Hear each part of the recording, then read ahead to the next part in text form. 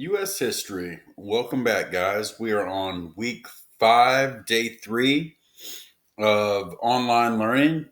Yesterday, we did kind of a deep dive into former President Jimmy Carter, Georgia's native son. Hopefully, you found that somewhat interesting. Today, we're going to talk, we're going to take a step back a few years because yesterday we talked some biographical information, his childhood and such, but um, in between Nixon and Carter, there was Gerald Ford, Nixon's former vice president. Remember, Nixon's original vice president, a guy named Spiro Agnew, had to resign for taking bribes when he was involved in state government. So Ford was a replacement VP who wound up being the president, and he didn't win another election. But I think it's safe to say Ford inherited a pretty ugly situation. In fact, it was a full-on dumpster fire. So all that chaos and destruction of the Nixon era that Ford inherited, um, that set the stage for a guy like Jimmy Carter to win the office of president after Nixon. And if you guys don't, if you'd rather read these on your own, then by all means, feel free to pause the slide and go one by one. So after Nixon, Watergate seriously eroded public confidence in government, and the task of Nixon's successors was to restore that confidence.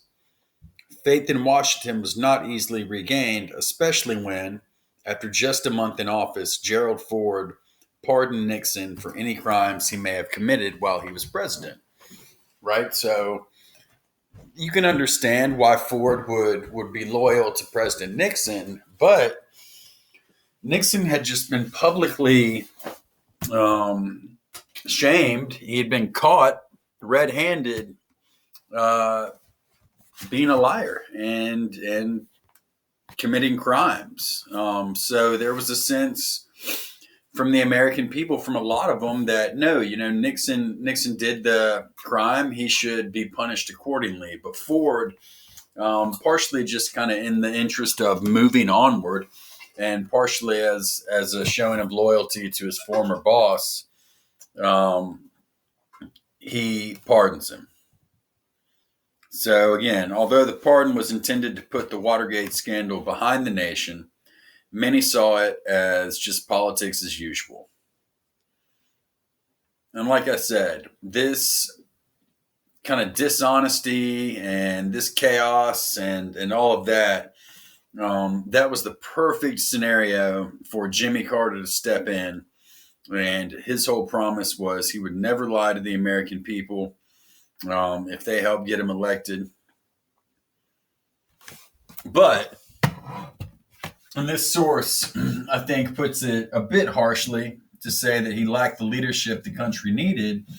The fact is, Congress, he was really hamstrung, Carter was, by Congress for a lot of the policies he was trying to get passed. And additionally, he inherited a country that was truly in a state of crisis. So ultimately, although I think most people would agree that he was a good man, ultimately Carter was also a one-term president. But we'll get into that later. Gerald Ford faced the same economic problems as Nixon, and was not successful with them. Just as Nixon had been unsuccessful. There's an unexpected combination of inflation and unemployment that stuck with the country. So the President Ford, focused on inflation, and he launched something called the Whip Inflation Now campaign. It was a voluntary effort that called on Americans to save their money rather than spend it. Campaign was definitely a big undertaking. It was a large scale campaign, but it just wasn't successful. Um, Voluntary things when it comes to telling the American people to do, we're seeing that now really with these shelter in place rules. When things are voluntary, people often don't do them. And that was the case with this win campaign. He also reduced spending, and the Federal Reserve Board raised interest rates. But things kept getting worse. At one point, unemployment reached 9%, which is a very high number for the United States. So then finally, the administration recognized that they had to put through a tax cut if they really wanted to resurrect the economy.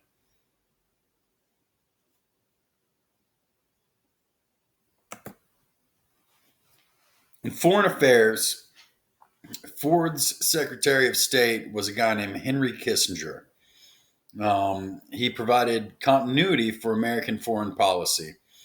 In other words, he was Nixon's Secretary of State, so he allowed some element of stability to to remain in the White House. So détente with the Soviet Union was a high priority, and in late 1974, Ford and the leader of the Soviet Union, Brezhnev, met to work out the basis for the SALT II agreement.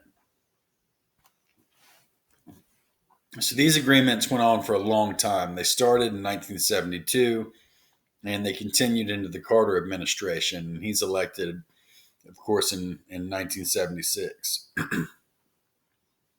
In August 1975, at a summit conference held in Helsinki, two leaders agreed to recognize the post war boundaries of Western and Eastern Europe.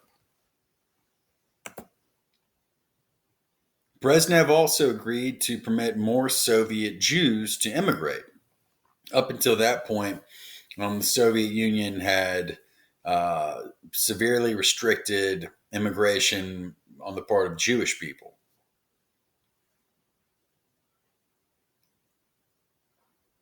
As we've said a billion times in this class, money is going to play some kind of a role in almost every conflict, major development, etc., that we have studied and that we will study. And that's not a jaded or a cynical viewpoint. I don't think. I think that's um, just a reality. So in this case, kudos to Brezhnev for uh, loosening restrictions, but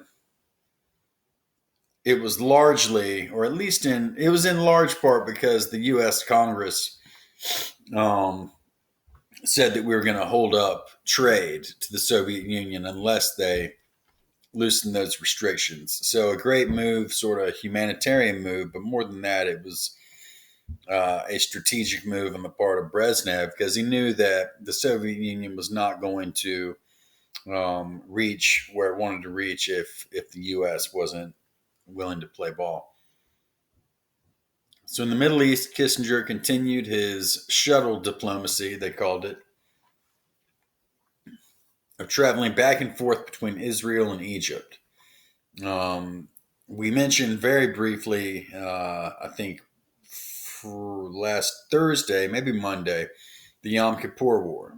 So he started that after that war. In the fall of 75, Israel agreed to return most of the Sinai Peninsula, which had been captured during the 1967 Six-Day War, to Egypt. So Egypt and Israel are trying to negotiate with one another. They're trying to cooperate with one another, and Kissinger is going to oversee a lot of that.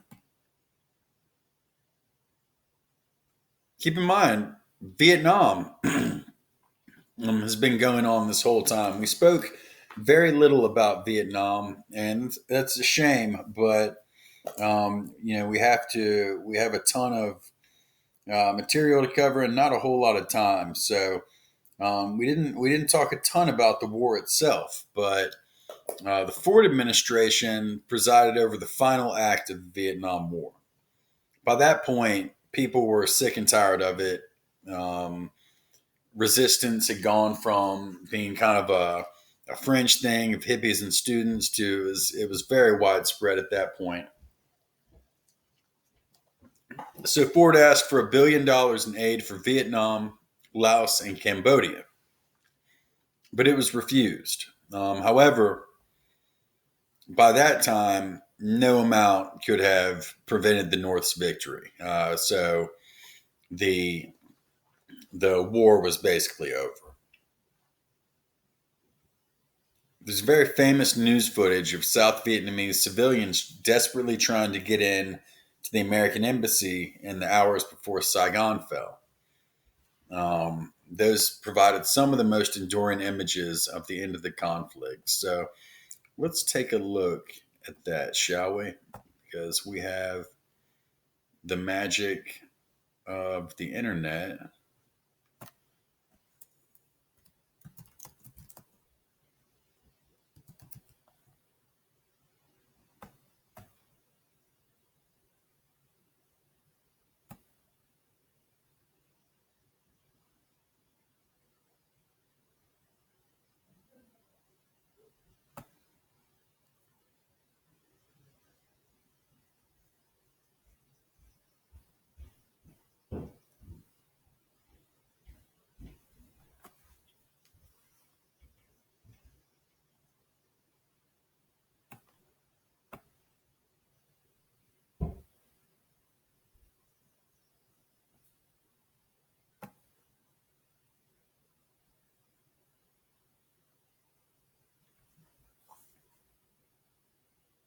Hopefully, this will start up.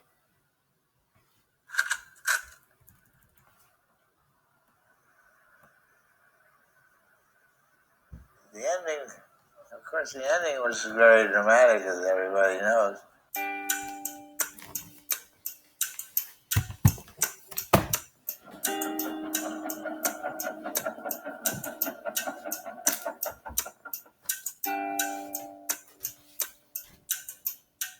The signal to evacuate was White Christmas. And I remember waking up at 3 in the morning and hearing White Christmas. I'm wondering what the hell it's going to be like trying to walk out of this place. Would the local Vietnamese in Saigon be so upset with our leaving that they would shoot us in the back? People, lorries, and cars, all chasing one American evacuation convoy after the other. We were already fighting with the South Vietnamese government to get people out. We had tried repeatedly to get our staff out.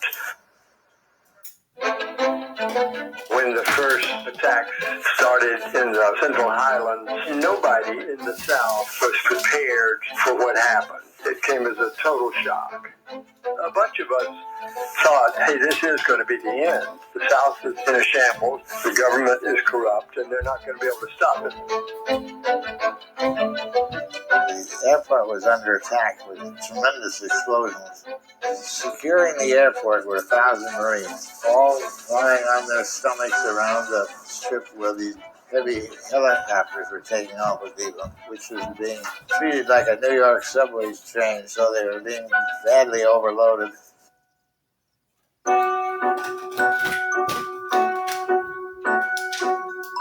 I realized that after I was out, how attached I had become to the country and its fate and its future and how hard it was hitting me, that the country was now going through an extremely rough phase under the communists.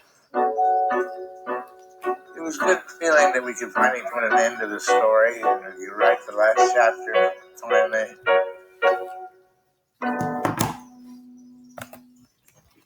That's great footage. Terrific footage of a big moment in American and world history. So where were we?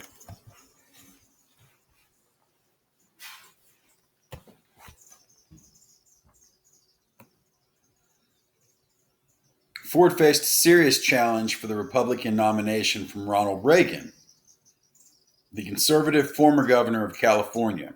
Although Ford was named the presidential candidate at the convention, the platform that he ran on reflected the views of Reagan and the right wing of the Republican Party.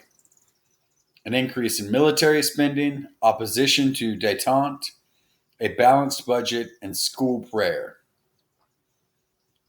To ensure conservative support, Senator Robert Dole of Kansas was chosen as the vice presidential candidate.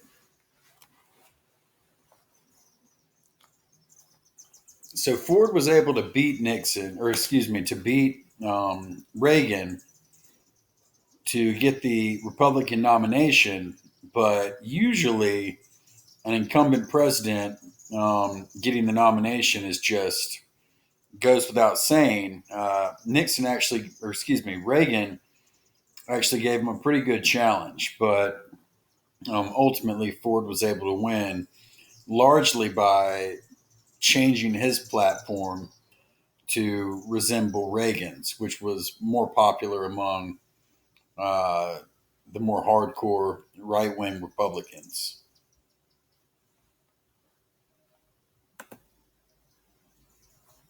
The unlikely Democrat was Jimmy Carter, who had served one term as governor of Georgia.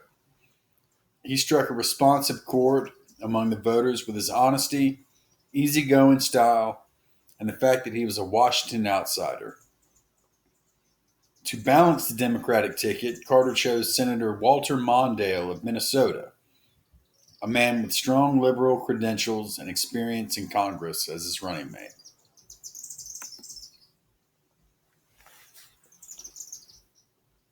The election didn't generate a great deal of public interest. In fact, voter turnout was the lowest in almost 30 years. Why do y'all think that might have been?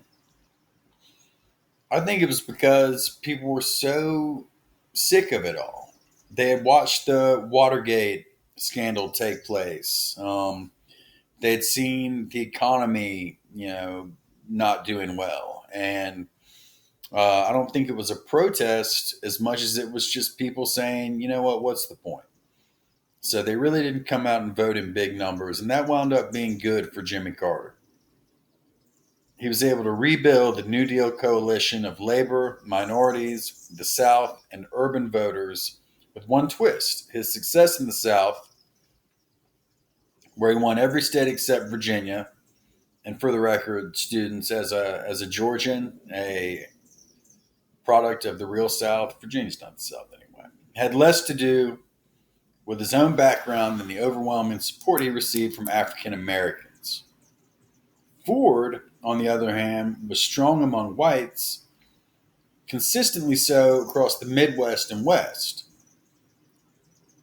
By the end of the campaign, he was able to close the large lead that Carter had in the polls, but it was too little too late, and Carter won by 1.7 million popular votes and with a comfortable margin in the Electoral College with 297 votes to Ford's 241.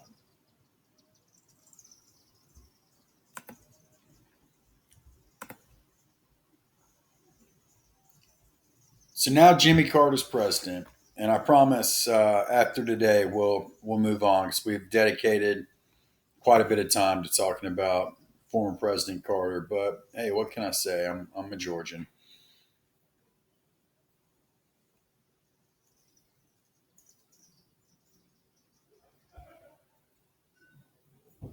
So the economy remained the country's main domestic issue. Carter reversed Ford's policy of dealing with the inflation side of stagflation by, first of all, he attacked unemployment.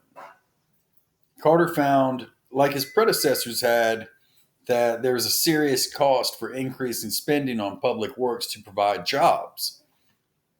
Inflation soared. Who does this sound like?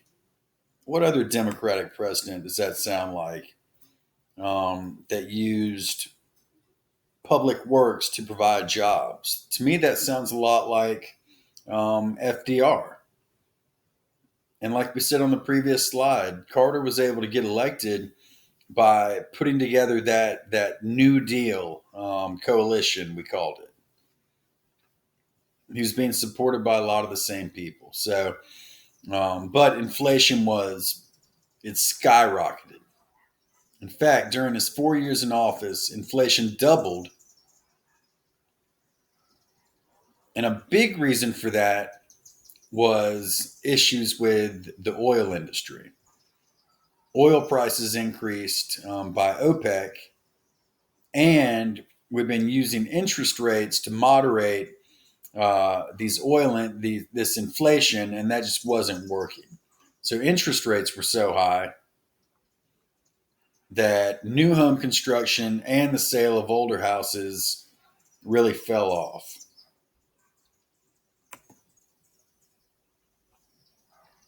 Even before oil prices went up for the second time in the decade, the United States was in the midst of a major energy crisis. In the spring of 1977, the president submitted a comprehensive package of energy legislation to Congress that included the creation of the Department of Energy. That's a big one. The use of higher taxes and tax incentives to encourage conservation and the development of new sources of oil and natural gas, and the promotion of alternative fuels and nuclear power. Carter was a leader in terms of renewable energy or alternative energy sources. There was such a shortage of oil that you had like specific days that you could go and get gas in your car. So I'm going to try to find us a good news clip of that. I found a great video of a speech that he gave on energy, on the topic of this energy crisis. It's about 4 minutes long, 4 minutes 35 seconds. So let's watch a little bit of this.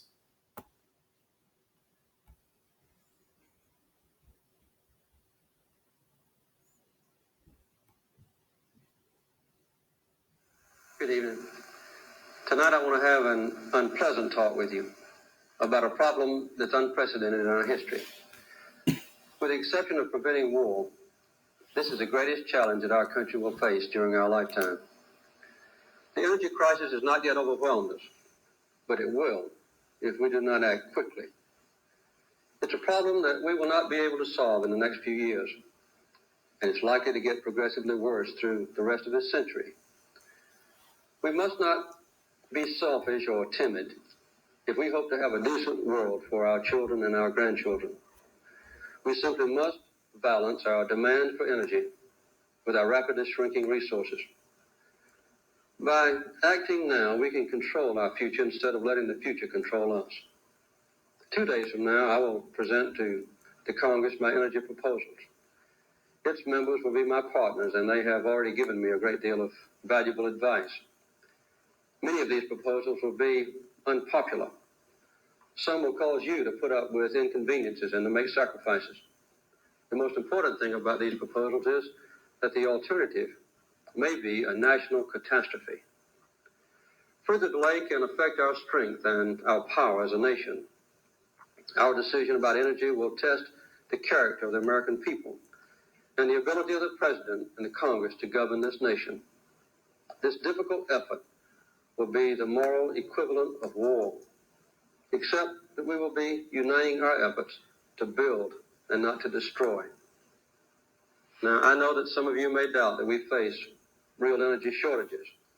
The 1973 gas lines are gone, and with this springtime weather, our homes are warm again. But our energy problem is worse tonight than it was in 1973, or a few weeks ago in the dead of winter. It's worse because more waste has occurred, and more time has passed by without our planning for the future. And it'll get worse every day until we act. The oil and natural gas that we rely on for 75% of our energy are simply running out. In spite of increased effort, domestic production has been dropping steadily at about 6% a year. Imports have doubled in the last 5 years, and our nation's economic and political independence is becoming increasingly vulnerable. Unless profound changes are made to lower oil consumption, we now believe that early in the 1980s, the world will be demanding more oil than it can produce. The world now uses about 60 million barrels of oil a day, and demand increases each year about 5%. This means that just to stay even, we need the production of a new Texas every year, an Alaskan North Slope every 9 months, or a new Saudi Arabia every 3 years. Obviously, this cannot continue. We must look back into history to understand our energy problem. Twice in the last several hundred years, there's been a transition in the way people use energy.